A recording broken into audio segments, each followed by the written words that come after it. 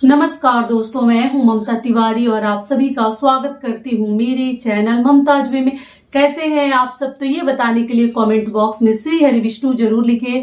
तो चलिए दोस्तों, आज हम इस वीडियो में जानेंगे पौष पूर्णिमा का व्रत हमें कब रखनी है, स्नान दान की पूर्णिमा कब है, पूर्णिमा के दिन हमें कौन कौन से कार्य अपने घर में जरूर करनी चाहिए। इसी प्रकार के बहुत सारे महत्वपूर्ण बातें जानेंगे। पूर्णिमा तिथि कब से प्रारंभ हो रही है, कब समाप्त हो रही है और पूर्णिमा के दौरान हमें क्या क्या जरूर करनी चाहिए, तो सभी बातें आज मैं इस वीडियो में शेयर करूंगी। तो आप बने रहिए मेरे साथ मेरे चैनल पर। अगर आपको मेरा वीडियो पसंद आता है तो प्लीज आप मेरे चैनल को सब्सक्राइब कर लीजिएगा, बेल आइकन को प्रेस कर लीजिएगा, जिससे कि मेरे वीडियो के नए नोटिफिकेशन आप सभी के पास सबसे पहले पहुंचे। तो चलिए शुरू करते हैं, और नए आए हैं चैनल पे तो जरूर सब्सक्राइब कर लीजिएगा।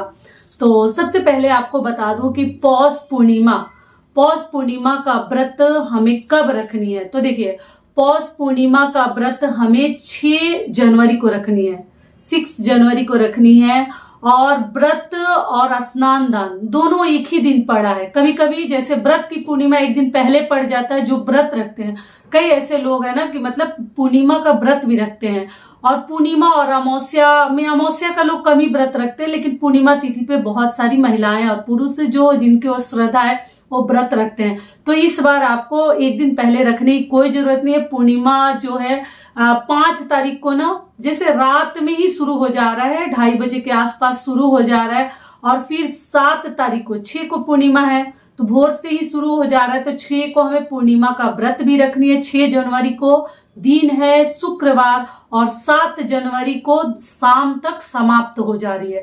तो इसलिए सही जो डेट और तिथि हमें मिल रही है 6 जनवरी को। तो आपको 6 जनवरी को व्रत भी रखनी है, 6 जनवरी को स्नान दान की पूर्णिमा के जो नियम विधि है सभी करने हैं। तो आपको ये चीज क्लियर हो गया, ठीक है। अगली चीज क्या है कि पूर्णिमा के दिन हमें क्या क्या करनी होती है। तो एक चीज बता दूं कि देखिए, हर महीने में पूर्णिमा और अमावस्या तो पड़ती है, आप लोग को मालूम ही है। तो इसके जो नियम विधि है, मुझे लगता है कि अधिकतर लोगों को जैसे ना कंठस्थ हो गया होगा पूर्णिमा के बारे में सुनते सुनते, अमावस्या तिथि के बारे में सुनते सुनते। और दोनों तिथियां ना दान पुण्य के लिए, अच्छे कर्मों के लिए महान मानी गई है अपने में। तो इसलिए कभी हमें अपने हाथ मतलब ये समय जो है मिस नहीं होने देनी चाहिए। जो ही हमारे हाथ में है वही कार्य हमें जरूर करनी चाहिए। तो लेकिन जो नए हैं, अभी ये सब चीजें जानते नहीं है, तो उनके लिए कहीं ये वीडियो बहुत अधिक लाभदायक होगा। तो आपको क्या करनी है कि पूर्णिमा के दिन सबसे पहले, शुक्रवारी पूर्णिमा है, शुक्रवार को पड़ा है तो अति उत्तम है। शुक्रवार के लिए मैं कई ऐसे नियम विधि आप लोग को, अपनी बहनों को बता चुकी हूँ। ऐसे ही मैं बता चुकी हूँ कि आप लोग कुछ पैसा निकाल कर शुक्रवार को रखते चलिए, कुछ मीठा और कुछ नहीं तो एक चॉकलेट टॉफी भी हस्बैंड से मंगाया कीजिए। आप मेरे चैनल पे चेकआउट कीजिएगा, मैं बता चुकी हूँ। अच्छे से सज संवार कर सेंट वगैरह जरूर लगा लीजिएगा। पूर्णिमा के दिन माता लक्ष्मी का दिन माना जाता है, और शुक्रवार को पूर्णिमा पड़ा भी है, और शुक्रवार का दिन माता लक्ष्मी का भी है। और खीर का भोग लगाने के लिए मैं बोली थी, तो जो पूर्णिमा का व्रत रखते हैं वो तो खीर भी खाते हैं। जैसे कि चंद्रदेव को अर्घ देने के बाद कई लोग व्रत भी खीर से ही खोलते हैं, और शुक्रवार है तो बनानी ही है, सभी बहनों को मेरे मालूम ही है। तो ये सभी कार्य आपको करनी है।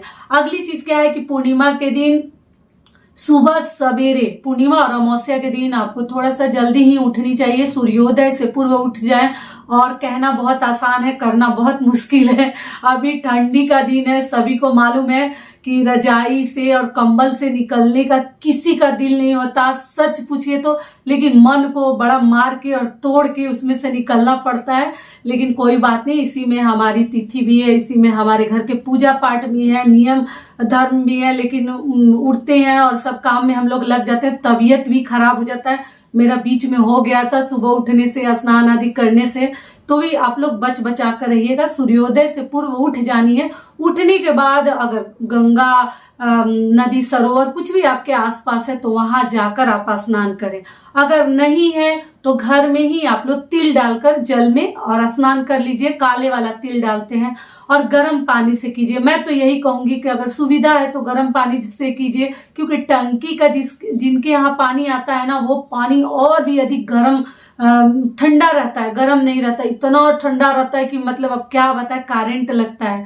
लेकिन मान लीजिए जो हैंड पंप से पानी लेते हैं या नदी में भी, नदियों का पानी भी गर्म थोड़ा सा रहता है, लेकिन हैंड पंप वाला पानी तो अपने आप ही ठंडी के दिनों में गर्म ही निकलता है। तो ऐसा है तो आप मत कीजिए, लेकिन ऐसे अगर आपको घर में स्नान करनी है तो पानी पक्का गर्म कर लीजिए, बिना गर्म के आप लोग भी मत नहाइए, क्योंकि बहुत जल्द ना कोल्ड कफ का बीमारी हम लोग को लग जा रहा है ठंडी की वजह से, और बहुत अधिक ठंडी पड़ रही है। तो इस बात का आप लोग ध्यान रखिएगा। और स्नान ध्यान करके अगर बाहर गई हैं तो भी, घर में है तो भी सूर्य देव को हमें जल देनी है। तिल, काला वाला तिल, आप लोग बार बार पूछती हैं, काले वाले तिल, अक्षत, रोली, आप दुकान में बोलिएगा ना आपको रोली मिल जाएगा। आप लोग कहती है दीदी रोली क्या होता है, रोड़ी भी बोलते हैं, रोली भी बोलते हैं, वो सिंदूर का ही एक मतलब रूप है मानिए तो, लेकिन कलर उसका थोड़ा सा मैरून जैसा होता है, जो बजरंग बली को और जो ही पुरुष देव हैं उनको हम लगाते हैं। तो रोली डालकर हम सूर्य देव को अर्घ देते हैं। आप लोग गुड़ डालती हैं तो गुड़ अगर डालिएगा तो तांबे के लोटे में मत डालिएगा, मैं कई बार ये बात आप लोग को बता चुकी हूँ। तो सूर्य देव को हमें अर्घ देनी है। अर्घ देने के बाद आपके आसपास कोई पीपल वृक्ष है तो वहां भी दे सकते हैं। अमावस्या को भी पीपल वृक्ष में जल देनी चाहिए, और पूर्णिमा के दिन भी अगर मिल जाता है, वैसी सुविधा है, आसपास है, तो आप लोग जल जाकर दे सकती हैं। सूर्य देव को भी जल कैसे देनी है तो थोड़ा अपने हाथ को ऊपर करके, मैं कई ऐसे वीडियोज में बता चुकी हूँ, वो हाथ को ऊपर करके आपको देनी है। और परिक्रमा घूमने की बात रह गई तो देखिए कभी कभी ना एडिटिंग में गलती हो जाता है, आप घूमते हैं इधर से, हो जाता है इधर से, तो उसके लिए मेरा भी कई वीडियो उस समय हम लोग को उतना अच्छे से पता नहीं था और गलती हो गया है। तो इसलिए आप लोग क्या कीजिएगा कि आपका जब परिक्रमा घूमे ना तो ध्यान क्या रखनी है, 5 परिक्रमा आपको लगानी है। ओम गृण सूर्याय नमः, ओम सूर्य देवाय नमः भी बोल सकते हैं। तो आप क्या कीजिएगा, जब परिक्रमा घूमे तो आपका जो ये बायां हाथ है ना, इधर से हमें घूमनी है, ठीक है, ऐसे हमें करके घूमनी है परिक्रमा, क्योंकि दाहिना हाथ मतलब बाएं की तरफ से हमें घूमनी है। देखिए मैं कैसे बताई, यहाँ बैठी हूँ तो इधर से जाके हमें परिक्रमा घूमनी है। नहीं तो देखिए घूमते हैं सही में, और वीडियो में कभी कभी मेरा भी वीडियो गलती हो गया और आप लोग के कमेंट्स भी आते हैं। तो इस बात का आप लोग ध्यान रखने कि उत्तर के तरफ होकर हमें जानी है। जब पूरब के तरफ खड़े होइएगा आप लोग तो उत्तर के तरफ हमें मुड़नी है। तो इस प्रकार से हमें परिक्रमा घूमनी है सूर्यदेव की 7 बार या 5 बार आप लोग घूम लीजिएगा पूर्णिमा के दिन। अगली चीज क्या है कि देखिए पूर्णिमा के दिन एक मैं पूजा करके आप लोग को दिखाई थी, बहुत सारी बहनों का कमेंट्स आ रहा था कि दीदी दहलीज पूजा कैसे करते हैं। दहलीज पूजा देखिए हम लोग अधिकतर तो दिवाली में करते हैं और घर के गृह प्रवेश में करते हैं, लेकिन कई ऐसी मेरी बहनें बोली थी दीदी हम लोग पूर्णिमा के दिन ही करते हैं। अमावस्या पे बहुत कम लोग करते हैं, पूर्णिमा के दिन करते हैं। विष्णु भगवान और माता लक्ष्मी को घर में उनका आगमन हो और शुभता बनाए रखने के लिए दहलीज पूजा करते हैं। तो मैं करके फूल से दिखा चुकी हूँ, आप लोग देख लीजिएगा। उससे भी अच्छे से करती हैं तो कर लीजिएगा, या रंगोली भी बना सकती हैं, या हल्दी से भी रंगोली बना सकती हैं, अक्षत से मतलब चावल से भी बना सकती हैं। तो मेरा वीडियो का मैं लिंक दे दूंगी, इस वीडियो में एंड स्क्रीन में डाल दूंगी, आप लोग चेकआउट कर लीजिएगा। और उस दिन आप लोग दहलीज पूजा भी अपने दरवाजे के सामने कर सकती हैं। जल का छिड़काव करनी है, झाड़ू वगैरह तो आपको मालूम ही है, वो सब कार्य करके दहलीज पूजा आप लोग कर लीजिएगा। अपने घर में भगवान की पूजा मंदिर में कर लीजिएगा। और करने के बाद जो है पूर्णिमा के दिन जो व्रत रखते हैं वो तो कुछ खाते ही नहीं है, वो तो शाम को सीधी खाते हैं चंद्रदेव को अर्घ देने के बाद। तो आप लोग क्या कीजिएगा कि दान, अगर नदी के तीर पे गई हैं मतलब घाट पे, तो वहीं पे आप लोग दान कुछ ना कुछ कर दीजिए। अनाज का भी दान कर सकते हैं। शुक्रवार है तो आपको जरूर दान करनी चाहिए, क्योंकि मैं शुक्रवार के वीडियोज में बता चुकी हूँ कि कुछ भी पैसा, रुपया, अनाज, कपड़ा, कंबल, चप्पल, जो चाहे आप पूर्णिमा के दिन और अमावस्या तिथि एक अपने में बहुत ही महान तिथि मानी गई है दान करने के लिए। तो आप जो चाहे दान करके आ सकते हैं। और आपको मालूम ही है कि पूर्णिमा के बाद से हमारा माघ का महीना शुरू हो जाएगा, पौष महीना जो है समाप्त हो जाएगा, और उसके बाद से कृष्ण पक्ष भी शुरू हो जाएगा।